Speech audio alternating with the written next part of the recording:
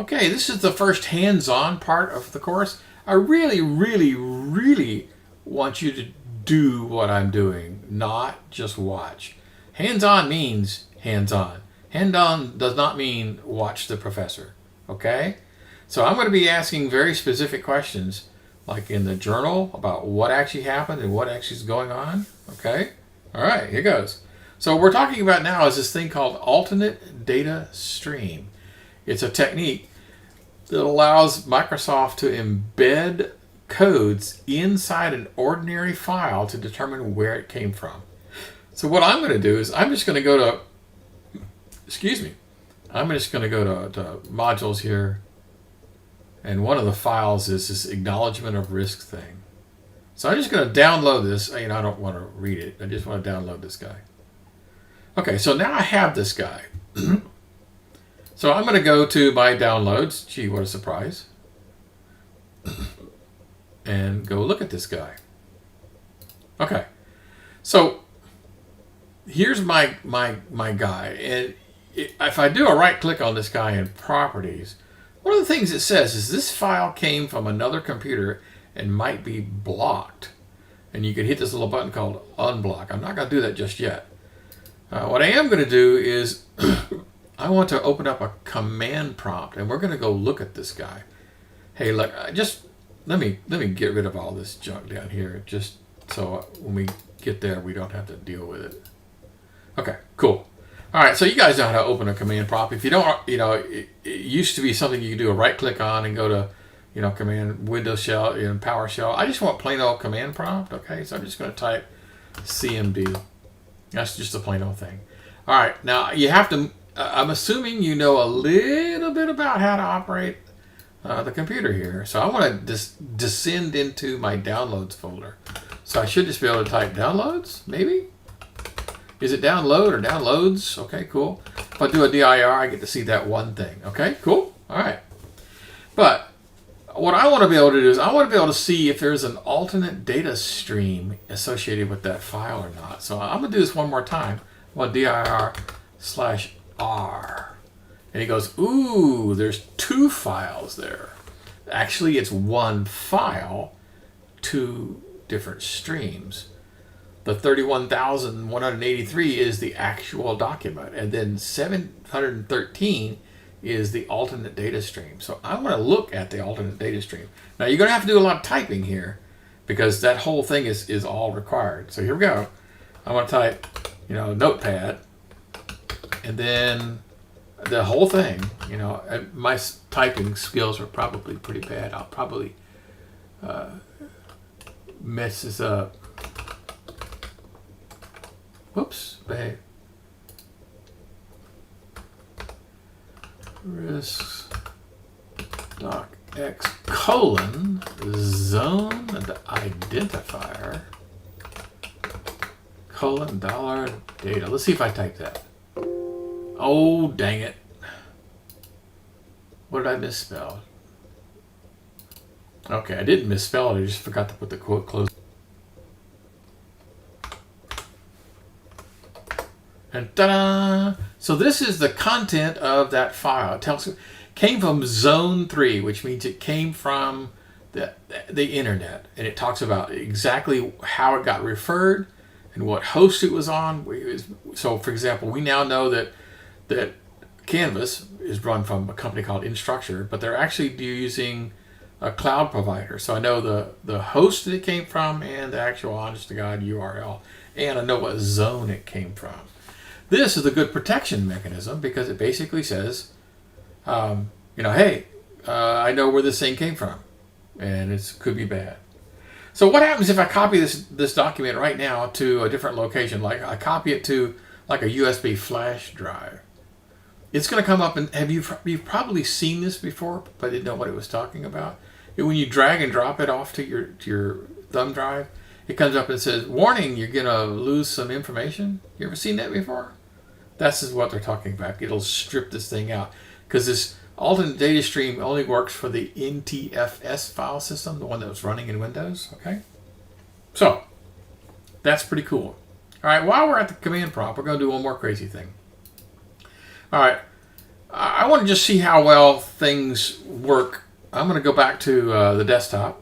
So can I just do a cd dot dot and then go to desktop? You guys know how to operate this stuff? Okay, cool. Now what I do is I want to copy the real honest to God notepad and put him on my desktop. Okay, so I'm going to do that. I want to say copy. And it's going to be Windows, yikes, not going to spell it right. System32 Notepad.exe. And then I put a dot here to tell it this is where I want it to go. Okay, so in theory I have this guy. So there is my notepad. First of all, does it look a little strange? How come I don't get an icon? That's a little weird. I wonder what's going on. So let's just double click on it to see. Nothing. I mean, no error message. It just doesn't work. Now, why? Is this some super top secret, super duper protection mechanism built into Windows? No. The answer is deceptively simple. What we're talking about is that it's missing a dependency. See, Notepad was designed so that it would operate. The Notepad application itself is the same, but there's a French language file or an English language file or a Russian language file that it needs as a dependency. Now, when we moved it, well, copied it. When we copied it, we severed that link to its dependencies. It was expecting the dependencies to be in the folder of this in the same, a subfolder in the same folder that it lives in that contained all the languages, and it's not there. Now, I think it's kind of, in my way of thinking, it should have come up and said, hey, I'm missing my language files, or I'm missing a dependency, or something to let you know that why it didn't work. Now, we're going to be running an application later called, coincidentally, dependencies, and it's going to be able to tell you, here's all the dependencies, and here's which ones I can find and which ones I can't. So we're going to be able to do this with our tools. But I just thought that was kind of unique, that Notepad won't run from any other location. It has nothing to do with data protection. It has nothing to do with viruses whatsoever. But it's a cool technique, and we can actually use this to our advantage. For example, let's say we're doing malware analysis, and we know this virus depends on, I don't know, Notepad or whatever. Depends on something. All we have to do is deny it that thing, and it won't run. Pretty cool? Okay. All right. So that was kind of weird. The next thing we're going to do is we're going to see just how easy it is to fool you on which version of an application is which. So we're going to go back to here, and I'm going to go to Modules, and in here, there is Notepad1. So I'm going to grab this guy. Once again, I'm just going to grab this guy. Cool. Now, this time, I'm probably just going to open it from here. I presume you guys know how to operate zip files. I hope so. I just want to grab both Notepad A and Notepad B, and I'm going to drag and drop them onto my desktop. Okay, so you can't leave it zipped. You're going to have to go in and extract the information. Okay, cool. All right, so now we have Notepad A and Notepad B. So, this kind of sort of looks legit, right? Let's go look at the properties here.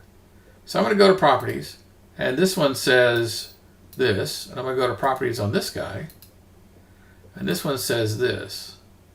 Okay, so just looking at it, let's see if we can, without doing anything funky, can you figure out which one is which? So both of them were December 30th in 2000, okay, and they both say they're at EXE, and they're both at low. This one's a little bit larger. Notepad A. What about compatibility? No. Security? No. Details? Oh, let's go to details. Okay, it's both called Notepad, and the exact same version, same copyright, same date. Okay, this one's spelled with a lowercase, and that was an uppercase. But other than that, there's practically no information here useful. So how easy is it for you to fake application and make it look identical to the other? So I'm going to try Notepad A. I mean, you can almost already tell because it doesn't have an icon, it ain't going to run. So Notepad A was the real one. But let's do this one. Oh, it says, hey, smart screen. Remember smart screen? It says, you know, I don't know about this thing.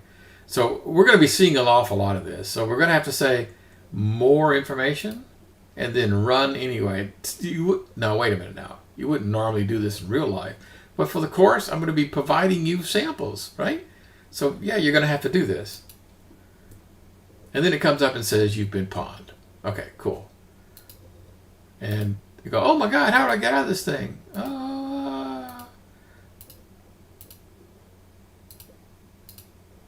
Oh my goodness, I'm stuck.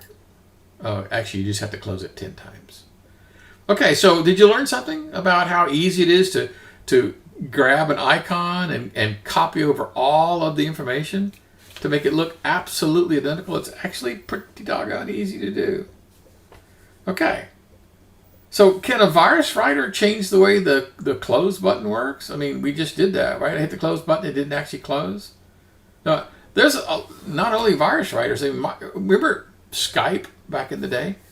You hit the red X in Skype and it says, thank you very much for pretending to close, but I'm not actually really closing.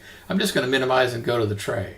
Like, what? No, if I want to hit close, by God, I want it to close.